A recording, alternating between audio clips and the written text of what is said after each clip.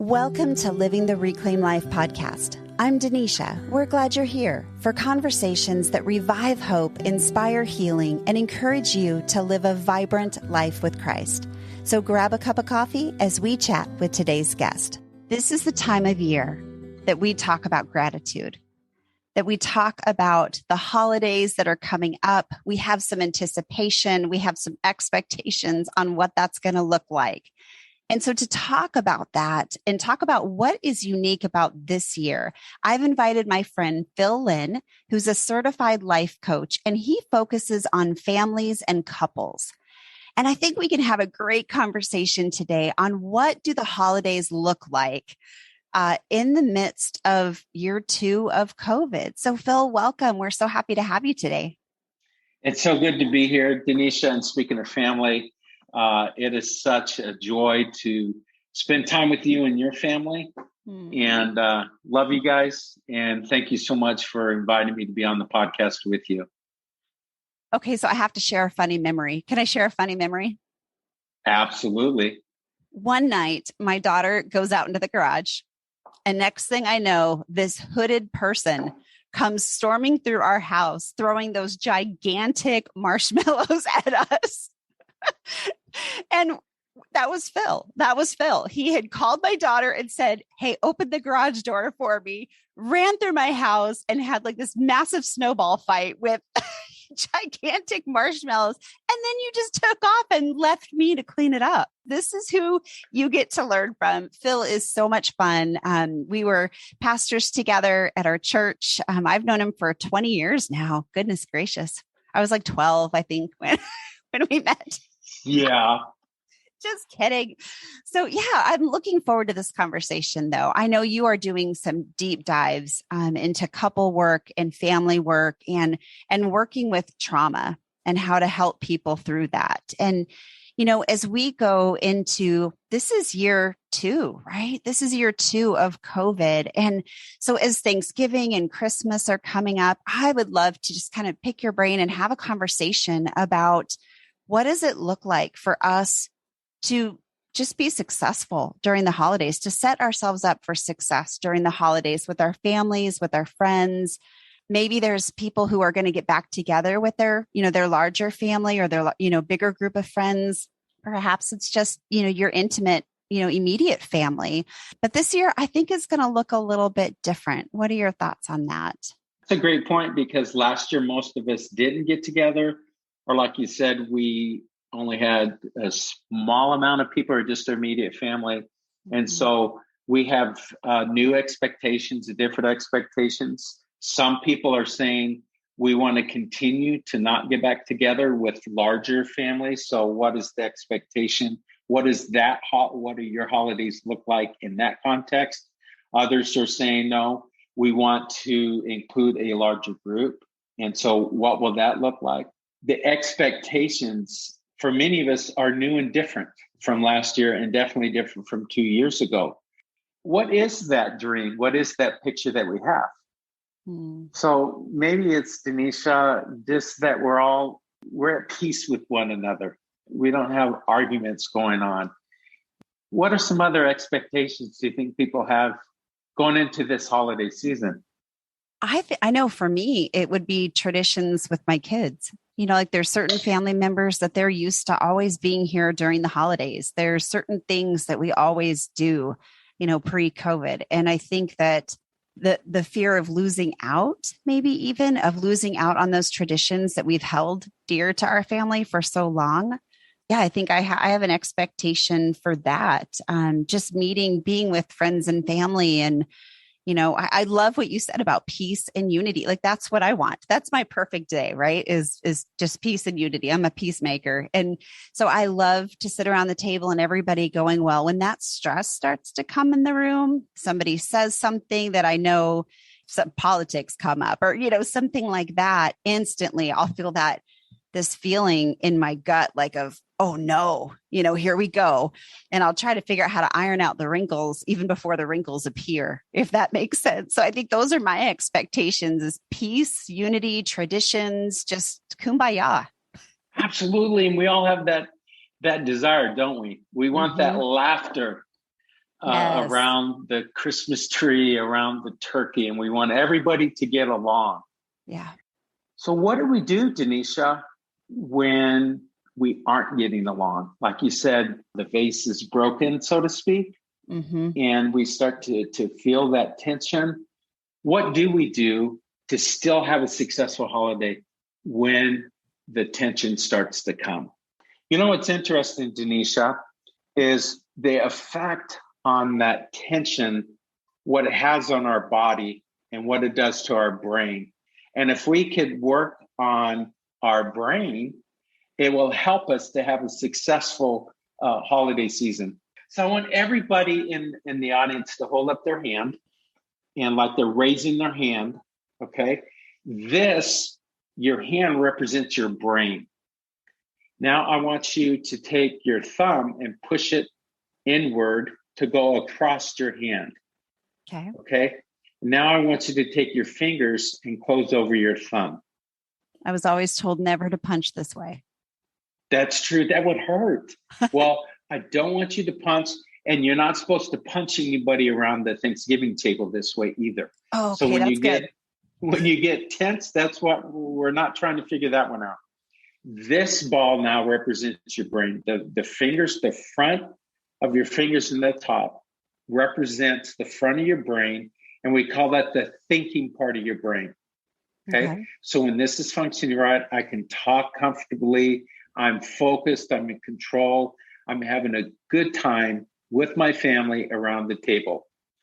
Now the tension starts to come.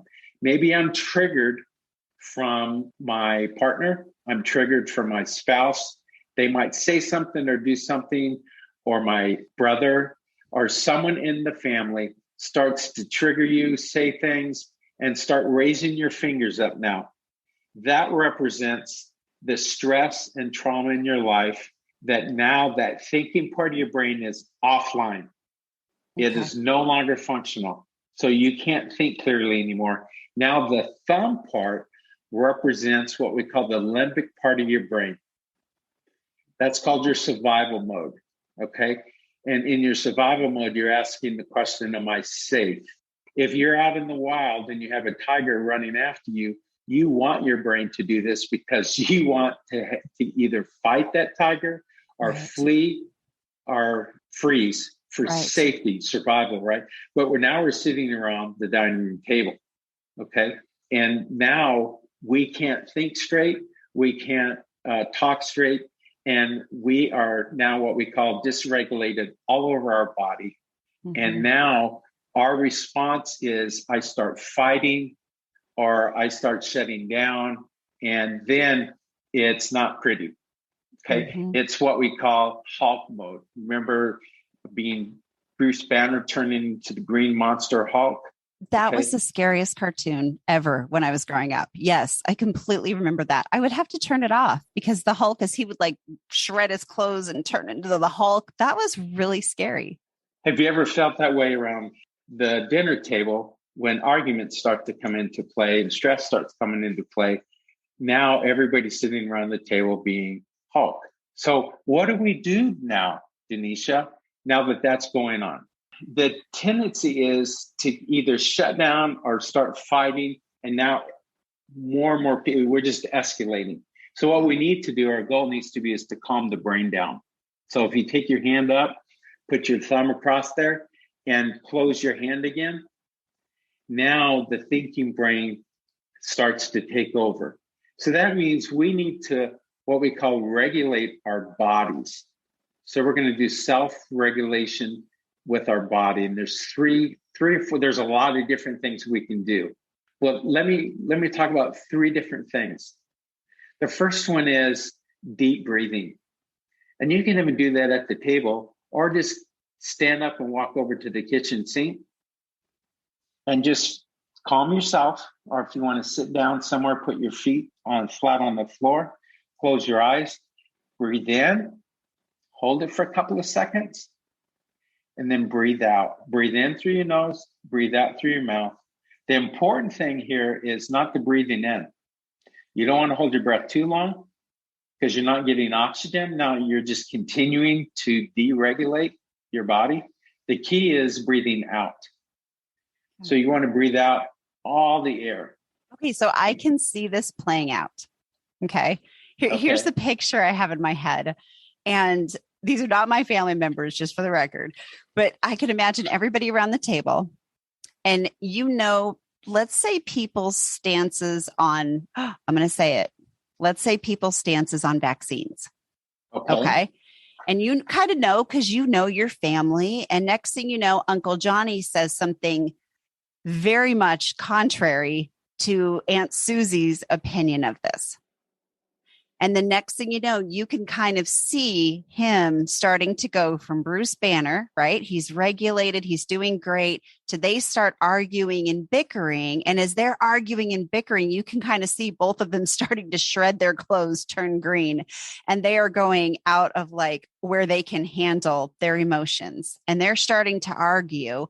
And then I see somebody else rising up to line up with Aunt Susie, somebody else lining up with the same opinion, as he has. And I can feel in my body right now, I can actually feel the tension that you're talking about when I think of just what could happen this holiday season over vaccines or masks or what have you, and the different opinions there, right? So as that's happening, let's say that I start to get a little dysregulated and I start to think, well, I just want peace, right? So even if I don't have a dog in the fight, but I want peace in the moment, is that something that I can do I want peace for myself. I don't want to jump in or lash out or start to shred my clothes and turn green, rawr. I don't want to come out like that. I want to help bring peace to the table. Would me regulating myself and like maybe me and my immediate family kind of taking those deep breaths, would that help the whole table or would that help just me? One thing you can do, Denisha, and your family, the audience knows their family better than anybody else, but bring humor. Humor is a great tool to regulate the family. So when people are starting to shred their clothes and turn green, and especially if other people in the family know this, to say, okay, and it's your nonverbals, you're smiling, you're bringing joy to the table and say, okay, we need to do some deep breathing. That's good. And their first response, especially if you've prepped your immediate family beforehand, and then others can join in with you. Yay, let's do deep breathing. And that's where you can have fun with the deep breathing. Okay, everybody breathe in. And they might go, what in the world is going on? But if you have 3 or 4 people doing that, you're going to co-regulate the table. And then breathing out. We're going to have a contest so you can make the loudest horse noise. So you're breathing out. And what you're doing, it might sound funny to them, but actually you're releasing the tension in your face. Mm-hmm. The nerves actually go through your ears.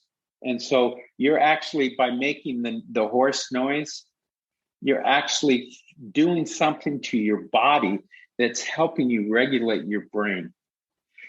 Now everybody's starting to laugh. They're starting to calm down and de-escalate it. So they're following your lead, which is really, really important. So yes, I think so. I think too, does that make sense? Mm-hmm. It does. To bring that. The other thing with co-regulation, what you said is very true, that what we want to do, we want to start ripping our clothes and turn green and join into the fray. If you're able to stay calm, respond with a calm voice, that you're modeling how you want them to act, you actually have neurons that are called mirror neurons, where they can start, actually, it's like putting a mirror up and they will start reflecting how you're acting. Sometimes it depends on how much they've escalated. So definitely try to bring humor into the table and start to do things to regulate them. Telling someone to calm down when they're in Hulk mode. Yeah. How does that work? Kind of exasperates it. I mean, go there. When you're a little kid watching the Hulk on the cartoons, can you imagine telling Hulk to calm down? Yeah. it doesn't work because they take it differently. So being able to bring humor into it. The other thing you might do and do what we call a positive timeout. So many times we use timeout as a way to discipline our kids. We're going to flip that around and call it a positive timeout that we as adults are even going to do. What that does, again, your goal is to cool the brain down, not correct behavior. It's pretty hard to correct Hulk's behavior. So you need to get Hulk back into Bruce Banner mode.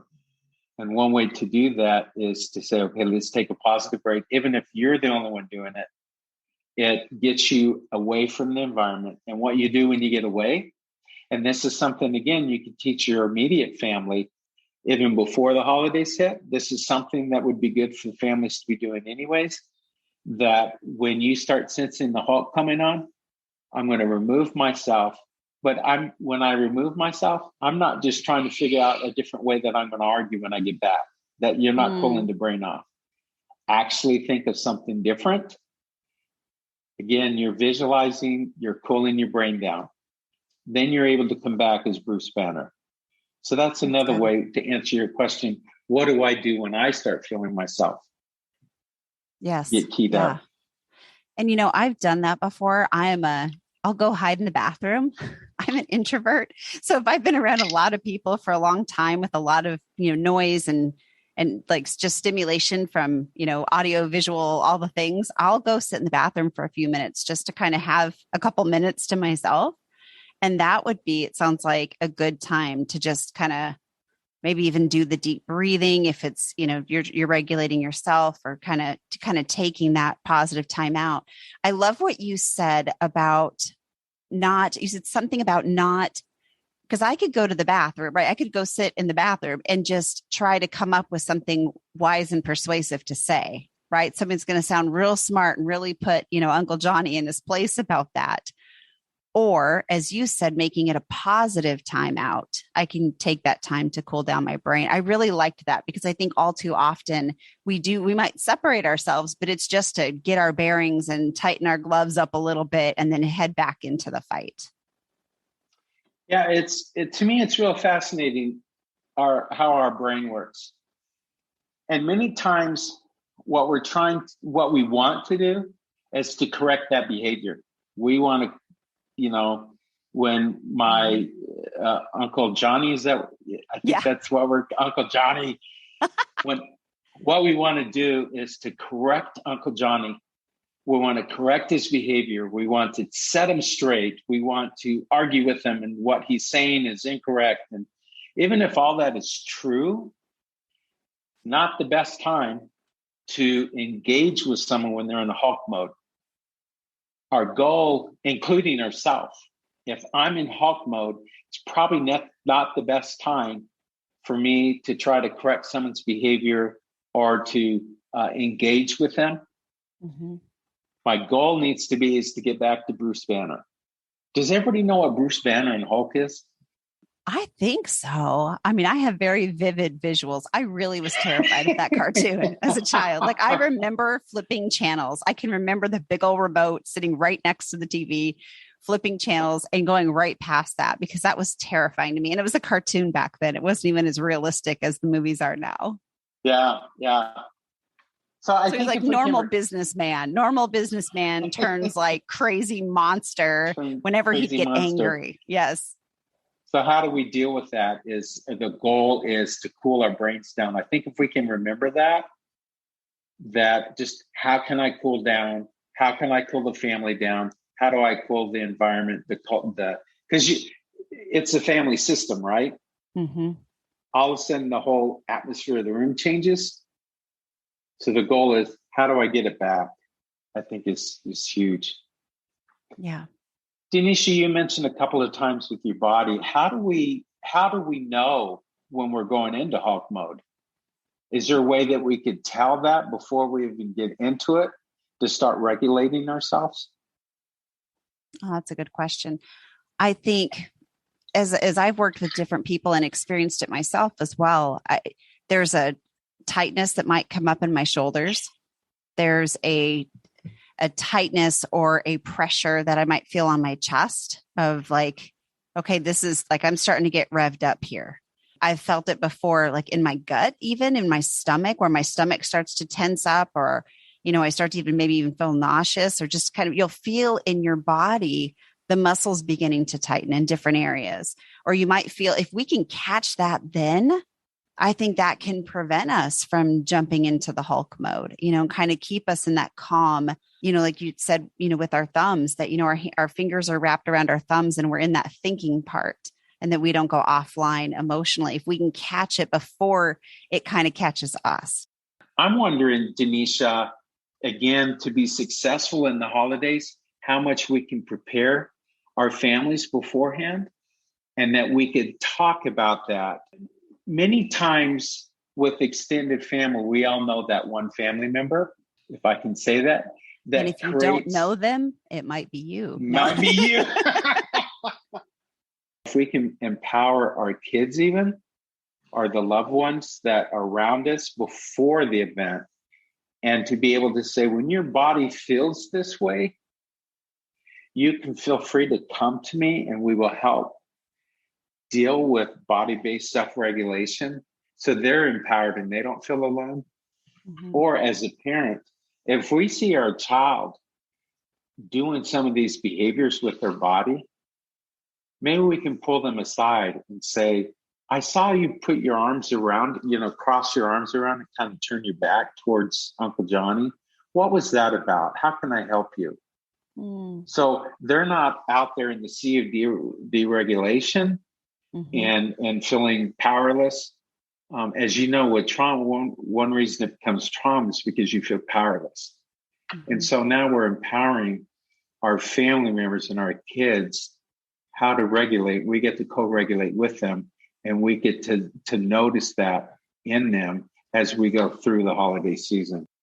Another question for you, Phil. When let's say we're sitting at the dinner table and someone says something, maybe someone that's hurt us in the past, maybe they've said something, offended us, hurt our feelings in some way, and we get evoked. We begin to feel our shoulders tense. We begin to sort of withdraw. What are some ways that we can bring ourselves back into the moment when we become evoked or triggered by something someone says or does? Denisha, that's a great question, because what we can do, we can start bringing the past into the present, and our body reacts the way it did in the past. Mm-hmm. So our goal is to be able to get to the present and live in the present. So what we can do is do that positive timeout and say, may I be excused? And you politely walk out of the room. Let's say, for example, you go to the backyard. You want to do what we call a grounding technique. So you sit in the chair in the backyard, put your feet on the ground and close your eyes and think about everything you're hearing. So get out of your mind and start, okay, what am I hearing? I hear the birds. I hear a car. I hear a plane. You're getting your body to come to the present. What do I feel? I can feel the chair, the arms of the chair. I can feel the patio table. So you're trying to get in the present. What do I smell? So you take all your senses and just go through all of your senses to where you're at today. If you start thinking of the past, bring your mind back to, where am I at right now? Again, you're not trying to change your thinking pattern. You're trying to change your brain. That might only take a minute. This isn't something you need to sit out there for 30 minutes and do a meditation. It's literally, it could be because you want to do something fast, get the brain changed, get into the present, and then you can come back into the room. Mm-hmm. Again, it's that body-based regulation that we want to work on that really, really can help be able to rise up stronger in the moment from where you were in the past. That's such a good point. For me, I can tend to shut down. and to be able to come in contact with my senses. What am I feeling, hearing, seeing? That's not always as easy as it sounds when you're struggling in that. I remember now, I love what you just said, is it can just take a minute, just to sort of bring your brain back online. When we were on vacation, we were a couple days into vacation this past year, and I was really having a hard time relaxing. And my problem was I was in the past and the future all at the same time. I was not in the present. So I was worried about the things I didn't finish at home before we left and the things that were still waiting for me when I came home. And I remember we got one of those donuts like that you blow up and put in the pool. And I took it out in the ocean with me. And I was floating on this donut. And I remember thinking, I'm going to go through my 5 senses. And do you know how long it took me to do that? It took me over an hour. This was just for me. This isn't Thanksgiving. This was, I'm going to relax for the next 7 days. And I couldn't get there. It took me over an hour to get through all 5 senses without my brain jumping into my to-do list, jumping into some problem I had, jumping into something that was waiting for me at home, all of those things. And finally at 1 hour, I was able to go through, what do I see? I see the waves. I mean, I was way out there. I see the waves in the ocean. I see the white caps. I smell the ocean air. I hear children playing. I hear the waves, the water. I hear the boat that's, going by.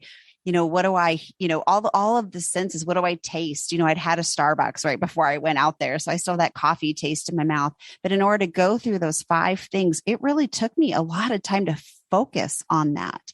And it did bring me into the present. And I was actually able to go back on shore and relax and be present with my family without worrying about the past or the future.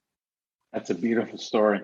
The challenge or the beauty of doing these self-regulation exercises every day, so we get used to doing it. So it's not waiting until the holidays hit and I'm sitting around the table, but for us to do, let's say every morning, if this is something that would be helpful for us, I'm going to go through the 5 senses every morning to get me in the present before I get into the day.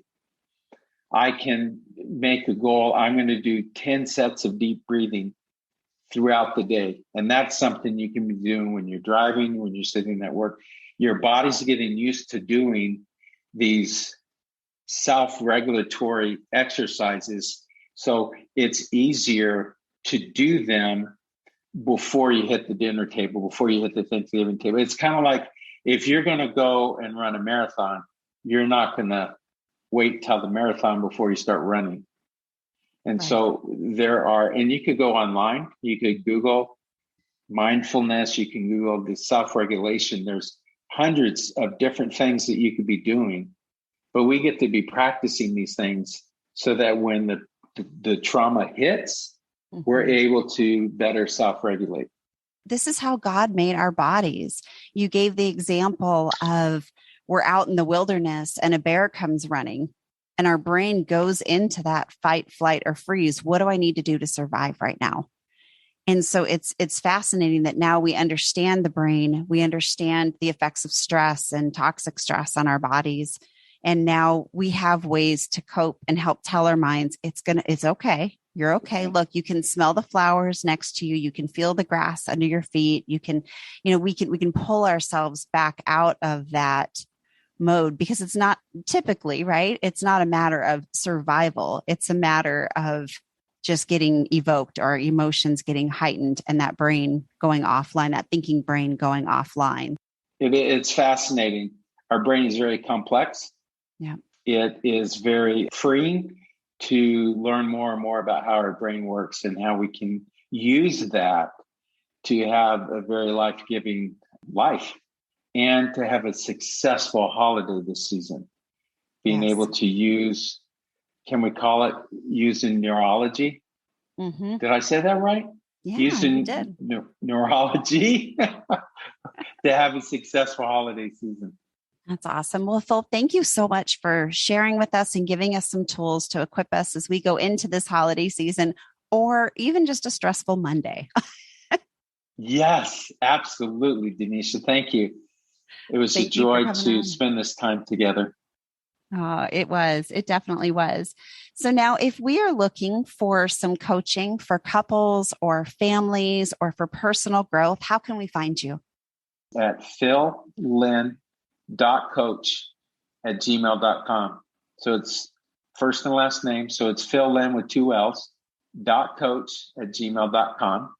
You go onto my website and you could sign up for a free introductory session. I'll reach out to you and we'll get together and we'll discover the best and family life that you dream of. And so phillynn.coach@gmail.com. Awesome. Thank you so much, Phil. Look forward to having you on again. Sounds great. Thanks. Thanks for listening. I pray you found hope in today's conversation and maybe even feel a little less alone in your story. Stay connected with us on Facebook and Instagram at Reclaimed Story. Want to learn more about living a reclaimed life and how you can be a part of our growing community of reclaimers? Check out our website at reclaimedstory.com. All of those links and more will be in the show notes. And if you enjoyed this inspirational podcast, be sure to subscribe, rate, and review. That is a huge help in helping us reach more people to live the reclaimed life. Thank you so much for listening.